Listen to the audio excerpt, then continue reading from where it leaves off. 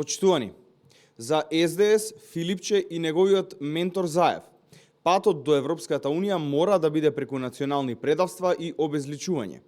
Затоа Филипче вели дека немаат проблем да подпишуваат се, уште веднаш, и да прават секакви отстапки без притоа да има било каква гаранција за Македонија.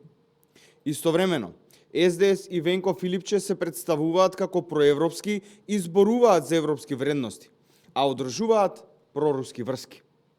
Така му дадоа македонско државјанство на прорускиот бизнисмен Александар Онишченко, човек кој избега од Украина поради перење на пари и корупција, а кој Заев и Филипче го пречекаа со отворени раце. Друг ваков пример за шемите на Заев и Филипче е случајот со Борче Марковски, почесниот конзул на Белорусија во Македонија, кој благодарение на Заев и Филипче доби 77 државни тендери, од кои 66 беа од СМ, во вредност од 141 милион евра.